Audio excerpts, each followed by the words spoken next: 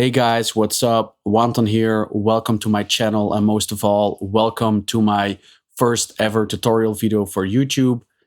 Today, we're gonna talk about spectrum analyzers.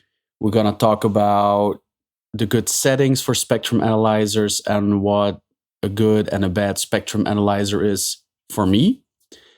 We're gonna talk about the native spectrum analyzers from Ableton and Bitwig. Because I really love what Bitwig is doing, so I want to cover more Bitwig stuff in my videos as well and compare Ableton and Bitwig a little bit. And in the second video later, we're gonna talk about how to use spectrum analyzers for mixing and for mastering purposes. Otherwise, the videos will get way too long. So let's get started. To start, I want to talk about good and bad spectrum analyzers and the settings, because the settings for me is what make a good or a bad spectrum analyzer.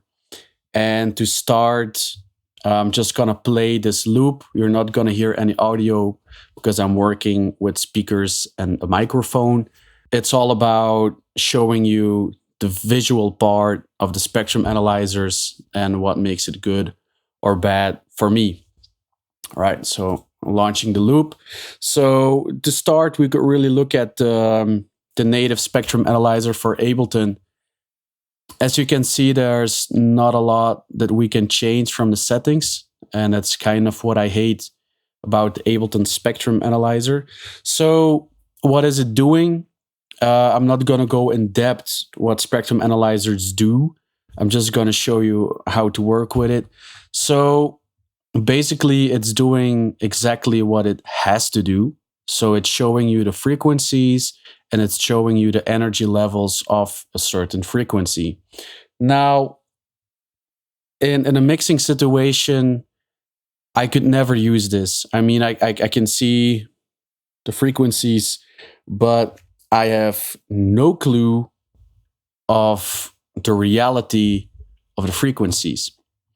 So now that I tell you this, we can go to the next step. Like, okay, but what is a good spectrum analyzer?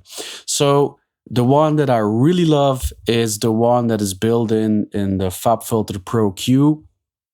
So standard, I think if you don't change anything, it would be in this setting. But right away, you can already notice a difference in how this slope looks. You see? So this one is more, let's say, flat, and this one is really bass heavy and goes down like this. So there is a reason for that. And the reason is because the Fabfilter spectrum analyzer uses a tilt or slope of 4.5 dB octave. I'm not going to go in depth about all that stuff. The only thing I want to say, and for me that's most important, is that 4.5 dB octave is the closest to human hearing. So basically, in my studio, it's really easy. What I see is what I hear, and what I hear is what I see. So that's why it's really important for me, if I use a spectrum analyzer, that it has a view that I can trust. Even if I'm in a different studio or whatever, I could pop the spectrum analyzer and analyze what's happening, because that's, for me, the point of a spectrum analyzer. So to make this view a little bit better, I always work in the maximum resolution in the Pro Q. So now I have a really good view of what's going on in the mix, of the amplitudes of certain frequencies or elements. And yeah, I kind of know what I need to know. So that's basically what makes it a good analyzer and makes me hate the spectrum analyzer from Ableton. So to continue on that part, let's switch between the native spectrum analyzers from Bitwig and Ableton, and to even downgrade the Ableton Spectrum Analyzer some more because Bitwig does it better. So when we look at the Ableton Spectrum Analyzer, there's not a lot we can change. We can change the resolution, which could be nice. We could pop it up into a bigger screen. But for what I know, there's nothing we can change of the slope, and that's for me like most important. That there's nothing I can do about the slope, and the channels is just left, right, left plus right. There's no mid side option. So I'm like, yo, Ableton, this is almost a prehistoric spectrum analyzer. Step up your game. And basically, that's exactly what Bitwig has done with their spectrum analyzer. So this is basically the same loop, just bounced to audio. So if we look at the spectrum analyzer from Bitwig, we instantly have a better view. And if we look at the settings here in this part, we can really fine tune this one into a nice, cool, fun spectrum analyzer. So let me loop this one pretty quickly. All right, so that's for me already a really nice option. We have the option to change the resolution of the spectrum analyzer. For me, the huge is perfect. We can change the speed of the the reaction of the analyzer to very fast to slow, which looks better for me. And most important of all, we can change the slope. You see, this is more or less the Ableton one, and this is the 4.5 dB octave one. So that's really, really, really nice. And if you want, you can change the range in dB to fine tune it to your will, where you want the line to be. We can change how it looks. In Ableton, we can also use this view. We can fill it up. So that's really nice. I really love it. What's also a good addition to this is that they have a B channel, which is really cool. So we could go left, right, or better, we can go mid side, which is really, really nice because you could see with this analyzer if certain synths are maybe too wide, or there's a lot of low end rumble in your sides. You can all check it out with this spectrum analyzer. So I really love what Bitwig has done. And on top of that, Bitwig also has the option to put stuff in a bigger view like this, so we can check it out even better. And even better, in addition to that, we can make it a pop-up window. And if we have more screens, we can just put this on the master and use this pop-up window on the second screen and use it while we're mixing or mastering or whatever we're doing.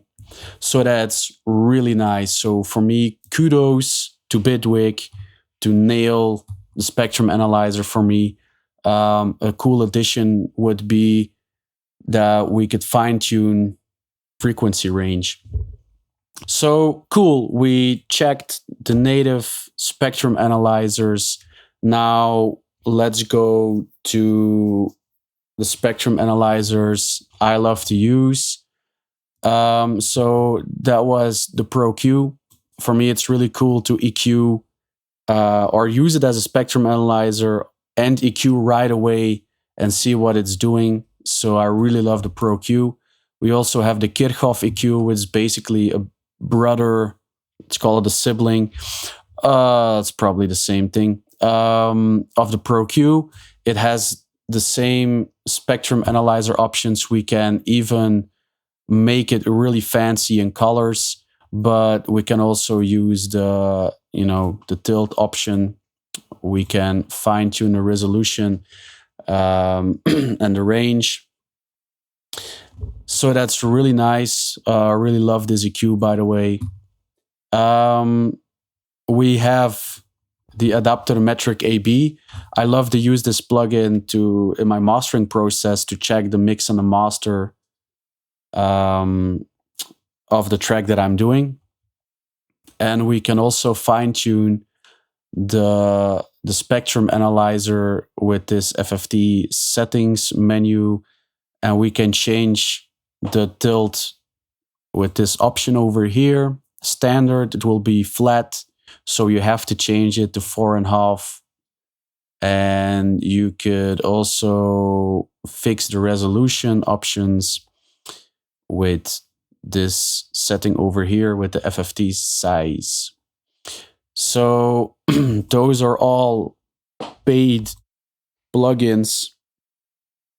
So we also have a free option that many people use, and that's the Voxengo Span.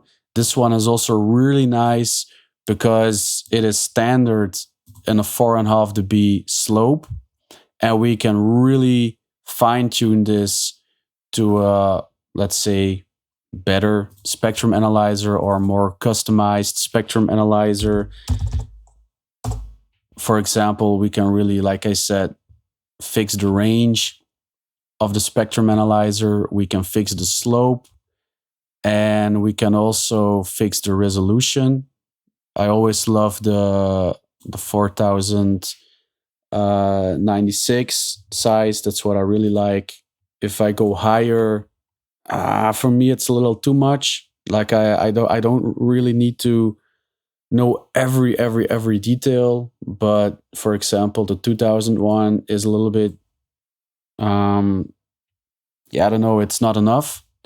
So the 4001 for me, it's really nice. So that would be my setting, and probably a little faster average time. That would be a setting for me. So really nice. You also have these meters, which could be distracting or could be cool. You can hide them over here. So Voxengo Span is really nice. You could also put it on your master or second screen or whatever and do your mixing. And what is also cool about the Span is that we also have presets that we can use. And for example, oh shit, where is it? Oh yeah, here, that arrow. We can take the mid-side stereo mode,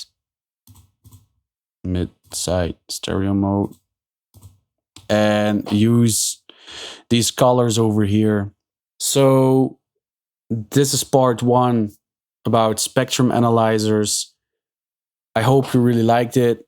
Part 2 will be about how to use spectrum analyzers to your advantage for better mixes and better masters. If you like the content, please support the channel, like, share, subscribe, comment, share it to your friends.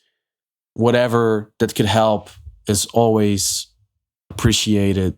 So let's see you again in part 2. Bye.